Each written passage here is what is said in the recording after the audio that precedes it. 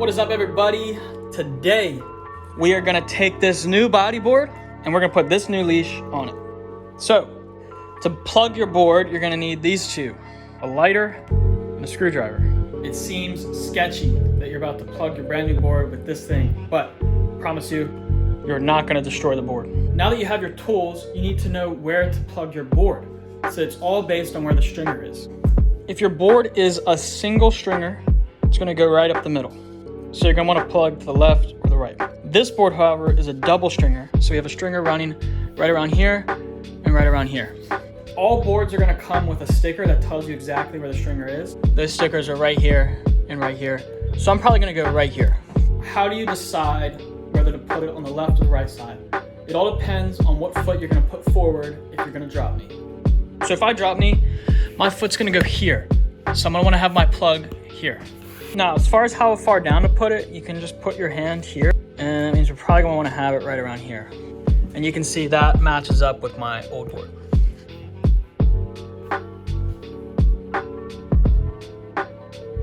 So we're gonna heat this up and then go in at a straight down angle. Try not to have any sideways. Go at a straight down angle.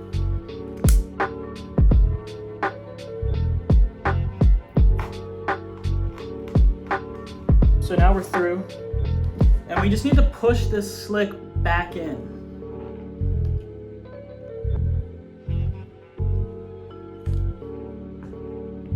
Okay, now it's pushed back in.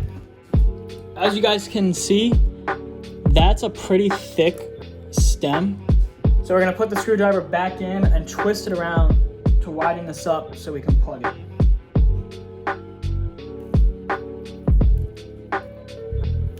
Pretty good size hole there.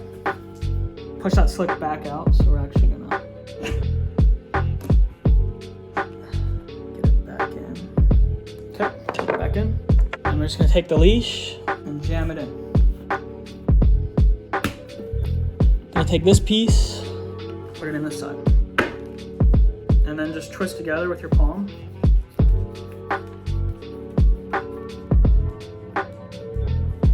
And something that concerned me when I first did this is like when you first put in this plug, there is a lot of gap between the edge and the board. But as you tighten this, especially once we use a coin, that gap's gonna close and it's gonna become flush. All right, and then we'll just tighten up the end with a quarter.